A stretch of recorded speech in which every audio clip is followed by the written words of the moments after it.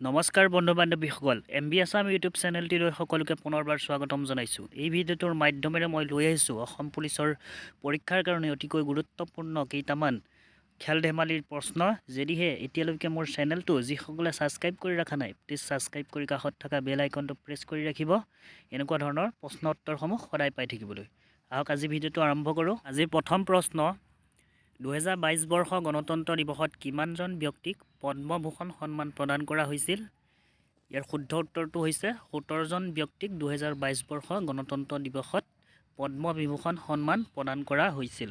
ইয়াৰ পিছৰ প্ৰশ্ন, অৰ্জুন পুৰস্কাৰ লাভ কৰা প্ৰথম অসমীয়া মহিলা কোন? ইয়াৰ অপশ্যনসমূহ মনালিছা বৰুৱা, হিমা দাস, লাভলীনা বৰগোহাঁই, যমুনা বড়ো। ইয়াৰ শুদ্ধ উত্তৰ মনালিছা বৰুৱা হৈছে অৰ্জুন পুৰস্কাৰ লাভ কৰা প্ৰথম অসমীয়া মহিলা। ইয়াৰ পিছৰ প্ৰশ্ন, এছিয়ান গেমছত স্বৰ্ণ পদক লাভ কৰা প্ৰথম অসমীয়া কোন? ইয়াৰ অপশ্যনসমূহ জয়ন্ত তালুকদাৰ, শিৱ থাপা, বিতুপন শইকীয়া, ভোগেশ্বৰ বৰুৱা। ইয়াৰ শুদ্ধ উত্তৰ ভোগেশ্বৰ বৰুৱা হৈছে এছিয়ান গেমছত স্বৰ্ণ পদক লাভ কৰা প্ৰথম অসমীয়া। ইয়াৰ পিছৰ প্ৰশ্ন, ৰঞ্জিত ট্ৰফী 100টা উইকেট লোৱা প্ৰথমজন অসমীয়া কোন? ইয়াৰ অপশ্যনসমূহ অনুপ ঘটক, মাধুৰ্য বৰুৱা, সুৰেনৰাম ফুকন, ৰাজকুমাৰ দাস। ইয়াৰ শুদ্ধ উত্তৰ অনুপ ঘটক হৈছে ৰঞ্জিত ট্ৰফীত 100টা উইকেট লোৱা প্ৰথমজন অসমীয়া। ইয়াৰ পিছৰ প্ৰশ্ন, গুৱাহাটীত 33 সংখ্যক ৰাষ্ট্ৰীয় খেল কেতিয়া আয়োজন কৰা হৈছিল? ইয়াৰ অপশ্যনসমূহ 2011, 2006, 2007, 2009। ইয়াৰ শুদ্ধ উত্তৰ 2007 চনত গুৱাহাটীত 33 সংখ্যক ৰাষ্ট্ৰীয় খেল আয়োজন কৰা হৈছিল। ইয়াৰ পিছৰ প্ৰশ্ন, নেতাজী সুভাষ চন্দ্ৰ বসু ষ্টেডিয়াম অসমৰ ক'ত আছে? ইয়াৰ অপশ্যনসমূহ শিলচৰ, যোৰহাট, কোকৰাঝাৰ, হাইলাকান্দি। ইয়াৰ শুদ্ধ উত্তৰ হাইলাকান্দিত নেতাজী সুভাষ চন্দ্ৰ বসু ষ্টেডিয়াম আছে। ইয়াৰ পিছৰ প্ৰশ্ন, 2021 খেলো ইণ্ডিয়া ইউথ গেমছ ক'ত আয়োজন কৰা হৈছিল? ইয়াৰ অপশ্যনসমূহ ভোপাল, গুৱাহাটী, পুনে, দিল্লী। ইয়াৰ শুদ্ধ উত্তৰ হৈছে গুৱাহাটী।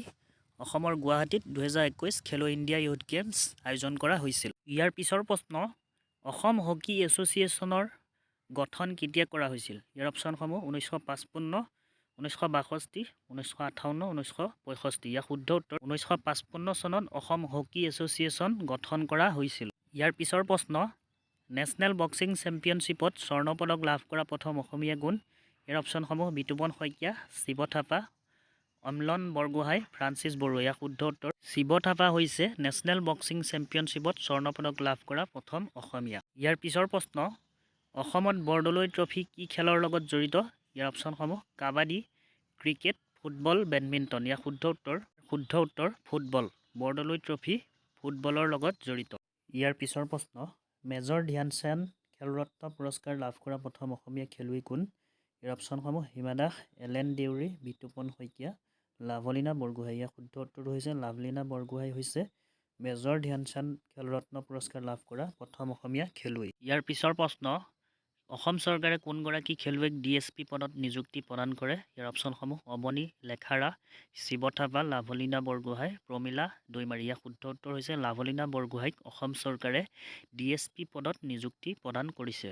ইয়াৰ পিছৰ প্ৰশ্ন, আৰ্চাৰী বিশ্বকাপত স্বৰ্ণ পদক লাভ কৰা প্ৰথম অসমীয়া কোন? ইয়াৰ অপশ্যনসমূহ দীপাংকৰ ভট্টাচাৰ্য, জয়ন্ত তালুকদাৰ, বিদ্যুৎ গোস্বামী, তালিমেৰন আও। ইয়াৰ শুদ্ধ উত্তৰ জয়ন্ত তালুকদাৰ হৈছে আৰ্চাৰী বিশ্বকাপত স্বৰ্ণ পদক লাভ কৰা প্ৰথম অসমীয়া। ইয়াৰ পিছৰ প্ৰশ্ন, অসমত বৰদলৈ ট্ৰফী প্ৰথম সংস্কৰণ কেতিয়া অনুষ্ঠিত হৈছিল? ইয়াৰ অপশ্যনসমূহ 1960 চনত, 1963, 1957, 1952। ইয়াৰ শুদ্ধ উত্তৰ 1952 চনত অসমত বৰদলৈ ট্ৰফী সংস্কৰণ অনুষ্ঠিত হৈছিল। ইয়াৰ পিছৰ প্ৰশ্ন, টকিঅ' অলিম্পিকত ব্ৰঞ্জৰ পদক লাভ কৰা প্ৰথম অসমীয়া মহিলা কোন? ইয়াৰ অপশ্যনসমূহ লাভলীনা বৰগোহাঁই, হিমা দাস, অংকুচিতা বড়ো, ভাগৱতী কাছাৰী। ইয়াৰ শুদ্ধ উত্তৰ হৈছে লাভলীনা বৰগোহাঁই হৈছে টকিঅ' অলিম্পিকত ব্ৰঞ্জৰ পদক লাভ কৰা প্ৰথম অসমীয়া মহিলা। ইয়াৰ পিছৰ প্ৰশ্ন, 33তম ৰাষ্ট্ৰীয় খেলত অসমে কিমানটা পদক অৰ্জন কৰিছিল? ইয়াৰ অপশ্যনসমূহ 148টা, 152টা, 117, 127। ইয়াৰ শুদ্ধ উত্তৰ 148টা পদক অসমে লাভ কৰিছিল।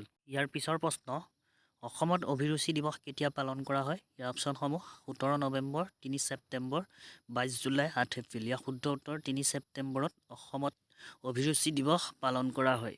ইয়াৰ পিছৰ প্ৰশ্ন, অৰ্জুন পুৰস্কাৰ লাভ কৰা প্ৰথম অসমীয়া খেলুৱৈ কোন? ইয়াৰ অপশ্যনসমূহ বিতুপন শইকীয়া, দীপাংকৰ ভট্টাচাৰ্য, ভোগেশ্বৰ বৰুৱা, ধীৰাজ গোস্বামী। ইয়াৰ শুদ্ধ উত্তৰ ভোগেশ্বৰ বৰুৱা হৈছে অৰ্জুন পুৰস্কাৰ লাভ কৰা প্ৰথম অসমীয়া খেলুৱৈ। ইয়াৰ পিছৰ প্ৰশ্ন, সত্যেন্দ্ৰ মোহন দেৱ ষ্টেডিয়াম অসমৰ ক'ত আছে? ইয়াৰ অপশ্যনসমূহ শিলচৰ, যোৰহাট, নলবাৰী, নাৰেংগী। ইয়াৰ শুদ্ধ উত্তৰ শিলচৰত সত্যেন্দ্ৰ মোহন দেৱ ষ্টেডিয়াম আছে। ইয়াৰ পিছৰ প্ৰশ্ন, বৰদলৈ ট্ৰফী 2021-ৰ বিজয়ী টীম কোন? ইয়াৰ অপশ্যনসমূহ Assam rifles FC, oil India FC, Assam ৰাজ্যিক বিদ্যুৎ board FC, east Bengal FC। ইয়াৰ শুদ্ধ উত্তৰটো হৈছে অসম ৰাজ্যিক বিদ্যুৎ ব'ৰ্ড FC হৈছে বৰদলৈ ট্ৰফী 2021-ৰ বিজয়ী টীম। ফ্ৰেণ্ডছসকল, আজিৰ ভিডিঅ'টোত ইমানেই আছিল। ভিডিঅ'টো চাই যদি ভাল লাগিলে প্লিজ লাইক, কমেণ্ট, শ্বেয়াৰ কৰিব আৰু যিসকলে চেনেলটো ছাবস্ক্ৰাইব কৰি ৰখা নাই প্লিজ ছাবস্ক্ৰাইব কৰি কাষত থকা বেল আইকনটো প্ৰেছ কৰি ৰাখিব এনেকুৱা ধৰণৰ প্ৰশ্ন উত্তৰসমূহ সদায় পাই থাকিবলৈ। ধন্যবাদ।